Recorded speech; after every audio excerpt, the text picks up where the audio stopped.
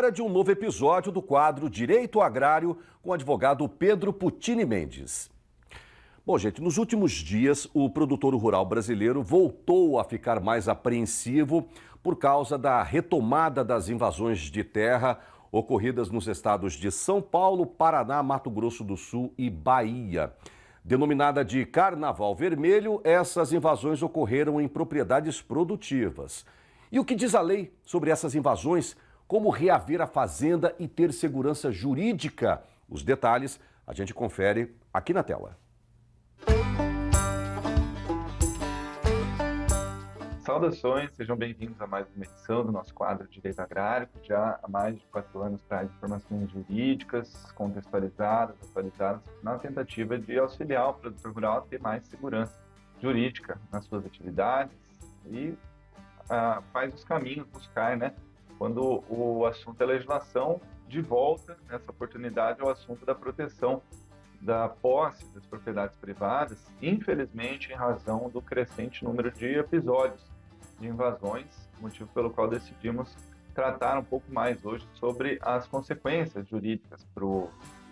nesses casos de invasões para o imóvel invadido e para o invasor com relação à política pública da reforma agrária, situações que devem ser levadas ao conhecimento de todos,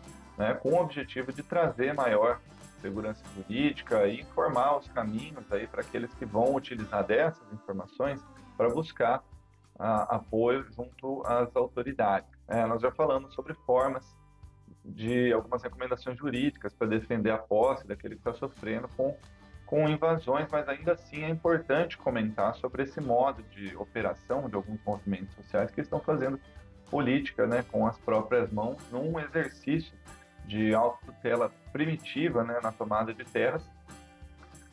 onde é importante, primeiramente, informar que esse ato de invadir propriedade privada, sob qualquer argumento, ele é crime, definido pelo Código Penal, nos artigos 161, parágrafo 1º, inciso 2º e 202, do Código Penal. Vejamos só o que diz esses artigos. O artigo 161, no seu parágrafo 1º, inciso 2, ele diz que na mesma pena daquela conduta toda que descreve ali em cima, incorre quem invade com violência ou grave ameaça ou concurso de mais de 2 pessoas, um terreno ou edifício alheio para o fim de esbulho possessório. Nós já comentamos sobre a questão do esbulho. E o artigo 202 diz sobre aquele que invadir ou ocupar um estabelecimento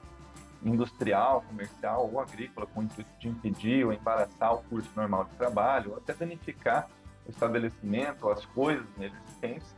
incorre nas penas desse artigo 202. Bom, em certa ocasião, ao julgar um recurso de apelação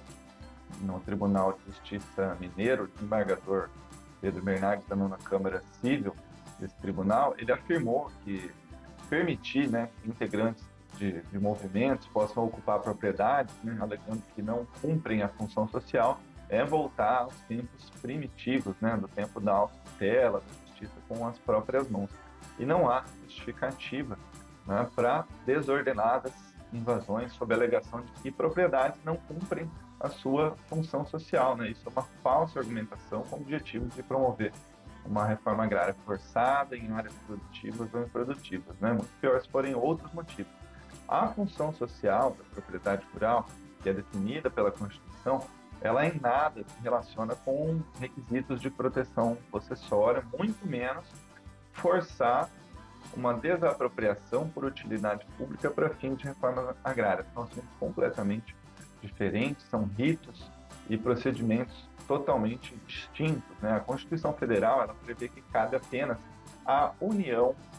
desapropriar por interesse social para fins de reforma agrária uma propriedade que não cumpra a sua função social mediante prévia e justa indenização, E então não é possível discutir essas questões numa ação possessória, numa reintegração, uma manutenção de posse. O artigo 184 da Constituição Federal ele determina que compete à União cumprir esse papel, Então isso só seria matéria de defesa numa ação de desapropriação, não numa ação possessória. Utilizar esses argumentos para justificar uma invasão numa defesa judicial desses invasores, para tentar transferir ao proprietário esse ônus de demonstrar que está cumprindo a função social, né, fora de um ambiente adequado é uma perversão da lógica jurídica, né? E por falar nisso, até é importantíssimo deixar claro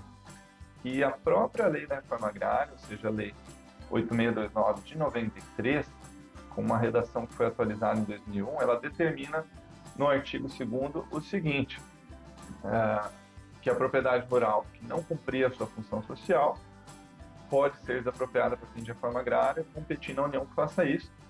E os parágrafos 6º e 7º desse mesmo artigo 2º tem uma redação ainda mais interessante que diz o seguinte, no parágrafo 6º fala que o imóvel rural de domínio público ou particular que for objeto de esbulho possessório ou invasão motivada por conflito agrário, fundiário, né, de caráter coletivo, não será vistoriado, avaliado ou desapropriado nos 2 anos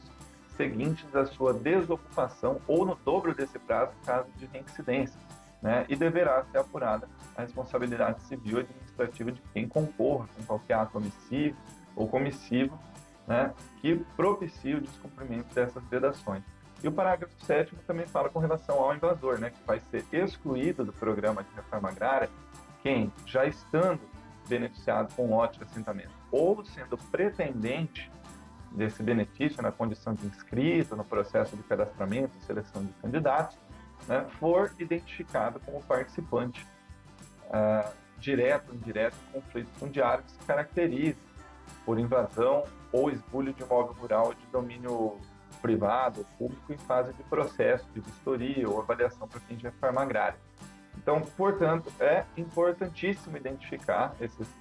participantes do imóvel invadido para abrir um procedimento junto às autoridades, né, perante a Justiça, perante o INCRA, para fazer valer essas normas, né? A reforma agrária ela deve ser realizada com eficiência pelos órgãos competentes,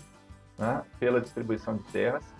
naqueles casos que não tem o cumprimento da função social, que deve ser avaliado com critérios, né, o grau de eficiência, o grau de utilização, o pagamento das indenizações e etc., né? Isso já é uma questão muito antiga, decidida até pelo próprio Supremo Tribunal Federal, que em 2002, na ADI 2213, de relatoria do ministro Celso de Mello, falou que, na ausência de implementação do programa de reforma agrária pelo Executivo, não cabe ao Judiciário, né, chancelar qualquer violação ao direito de propriedade ou posse de terceiros em consequência de preceitos constitucionais para reconhecer ocupações, né, ilegítimas de propriedade alheia, né, ou atos de esbulho possessório, enfim. Então, essas são algumas recomendações, algumas informações muito importantes, né, no sentido de trazer caminhos, né, para buscar segurança jurídica nessas situações. Saudações e até a próxima.